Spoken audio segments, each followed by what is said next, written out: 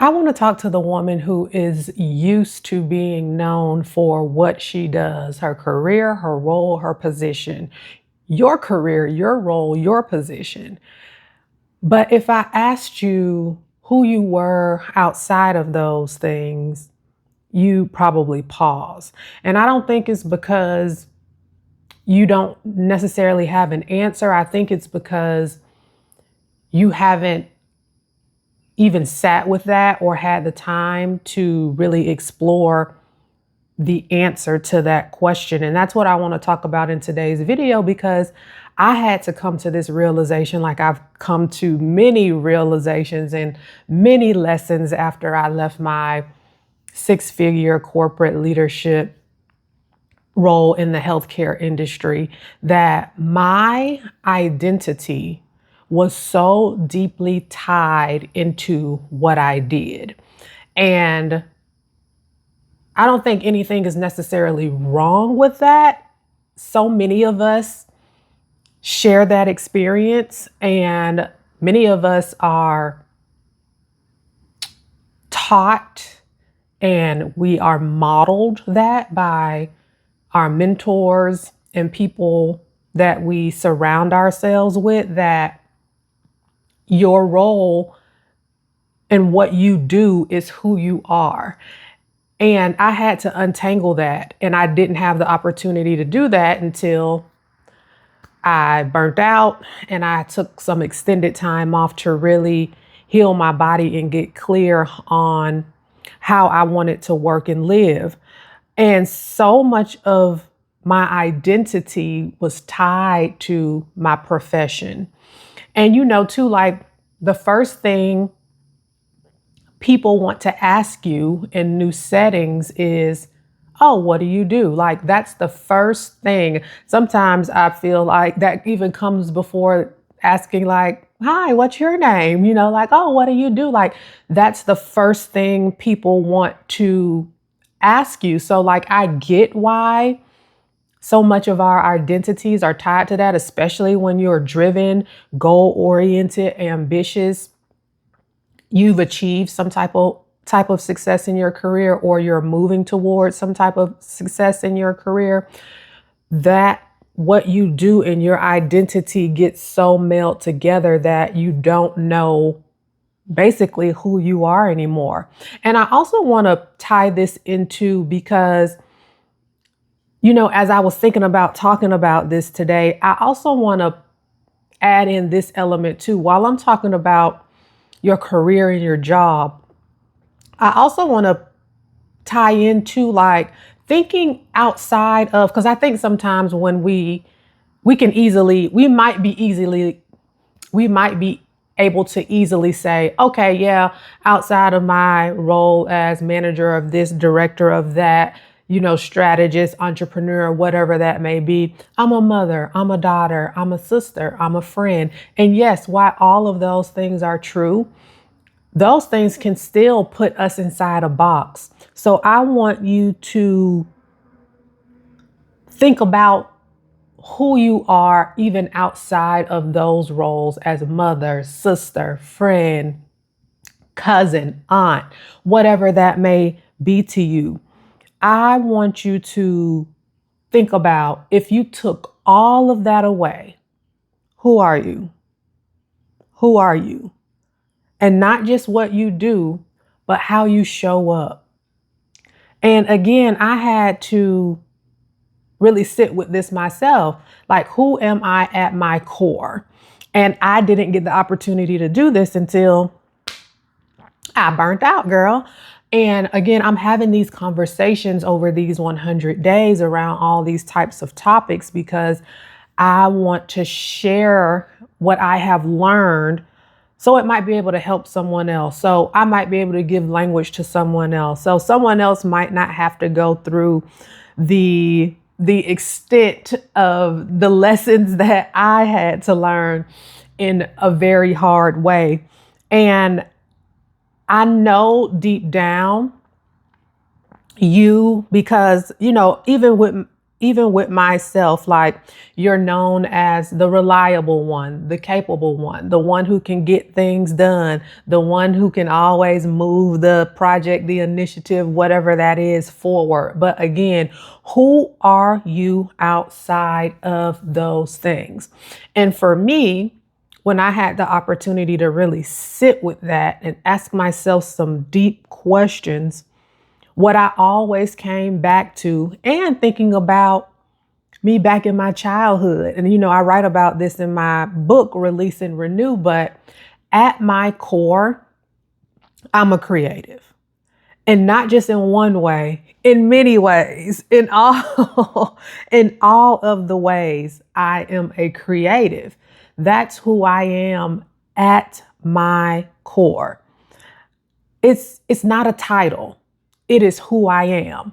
And it is deeply rooted in me, in my DNA, how I move about the world, how I show up in the world, how I am around other people. I am a creative. Other things about me, I'm a deep thinker. One thing I'm going to do is think about something, and not in an overthinking way. I think I'm really thinking through the impact, my impact, the impact on others. I'm really going to think through something. I have been able to really refine that for myself, to not get to a place of overthinking, and then just know how to shift and pivot from deep thinking to when I need to take immediate action. But I'm a deep thinker. I'm also someone, especially if you've been watching over these last 60 days or so on this 100-day journey, I am someone who pays attention to how things feel. And again, I have not always been this way. And that's what led me to my burnout, because I wasn't paying attention to how things felt in my body, how I felt when I was in certain situations, certain environments. I wasn't paying attention to that. And I knew that I didn't want to go back to that. So I had to start paying very close attention. So I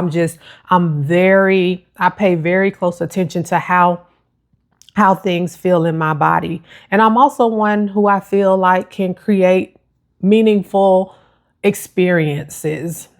Even when I was younger, again, thinking back to like my friend group, like in my early teens and 20, I'm the one that's going to plan the trip. I'm the one that's going to make someone's birthday nice. I remember for I don't know how many years, my best friend probably, because she remembers like everything, but I would make her on her birthday. Like I wouldn't make the cake because back then but I would go to like Publix or, the local grocery store and get a plain cake, like in a flavor that she liked. And I would beautifully decorate this cake with just all types of beautiful scenery. And each year it would be something. And that's something that she really, really looked forward to.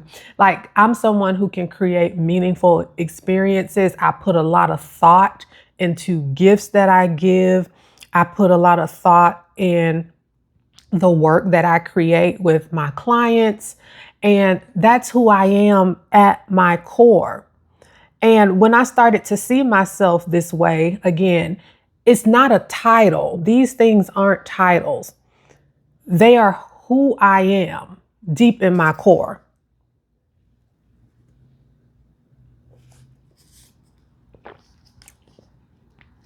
I have Starbucks today. I had a gift card. So I normally don't go to Starbucks, but I had a gift card. So I was like, let me go. So this is chamomile mint blossom tea. I don't drink coffee anymore. So I want you to think about this for yourself. And I have written down here some ways that if you never thought about this before, or if you haven't thought about it in a long time, I just want you to take a moment and ask yourself, who am I outside of my job title, the role that I play at work, or my career? That's number one. Number two, I want you to ask yourself, what are things about me that show up in any environment? Again, me being a creative, any environment that I go in, from thinking of if people truly know me, or if people don't as well. But for people who know me, they're like, oh, it's something creative. Let's get Erica to do it. Or just again, how I show up in the world. I I lead with creativity, and I do visual branding on the side, and it is something that I don't market. I just organically get clients by just showing up in the world as myself. I feel like just like how I dress outside of being on YouTube, I was a style blogger for many years, and just like a black girl with short blonde hair. Like, I don't know, people are just like, oh, you look cool. Like, what do you do? So again, just me showing up in my creativity and my art, that gets me clients. I also want you to think about how you think, how you create, how you move through the world. What do people experience when they experience you?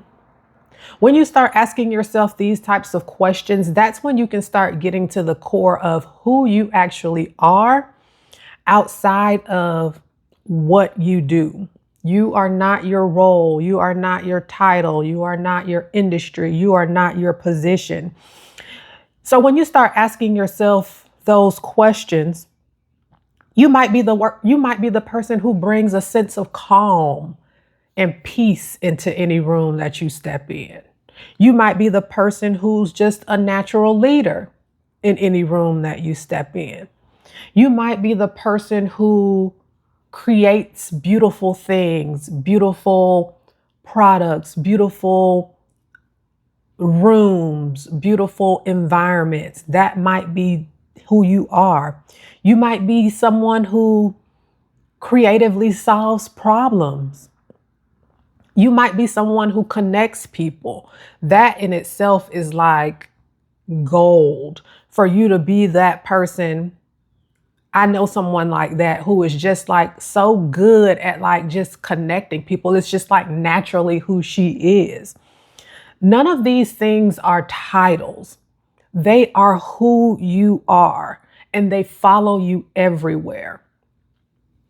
And that's me as a creative. Everywhere I go, I'm a creative. Everywhere I go, I am a creative. And your title is temporary, but who you are, that's at your core. It shows up in every season of your life. And I've even gotten to the point when people like, I don't even like share with people like what I do anymore. Like, cause I just get so tired of being asked that question. I'll just say something very generic. Like I'll say, oh, I work in healthcare, or, oh, I'm a consultant, or like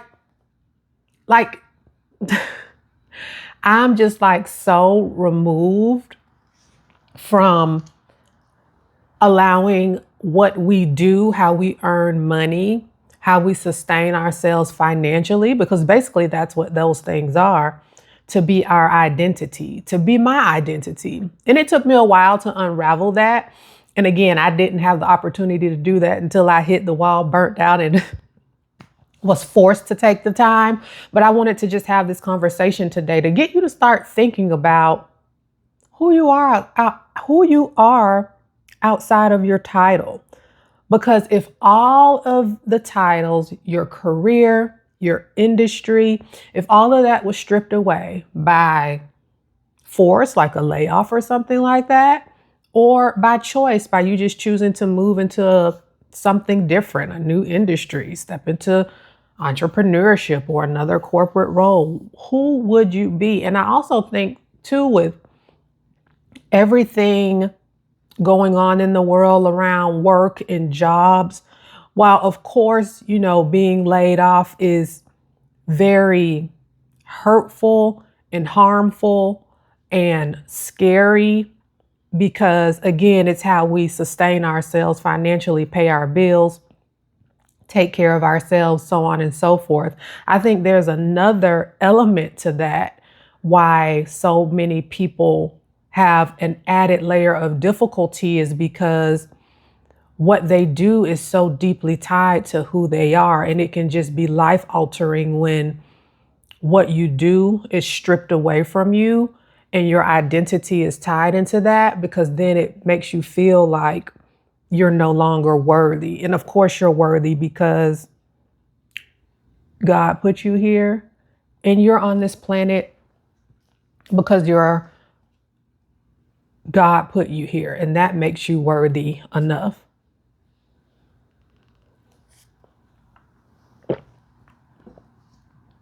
And I just want you to kind of think to yourself, have you ever just given yourself the time to sit and get to know the woman that you are outside of your title? Because your title can change, your role can shift, but who you are should be someone that you actually know. Let me know down in the comments, if your title disappeared tomorrow, who would you be? And then go and ask yourself those questions that I posed earlier, to get really clear with yourself about who you are outside of your title, your job, your role, your career, your industry. If any of this resonated with you, please give this video a like. I'm Erica Prevail, and I share daily conversations helping ambitious women rework their relationship with ambition, capacity, rest, and creativity. I'll talk to you tomorrow. Bye.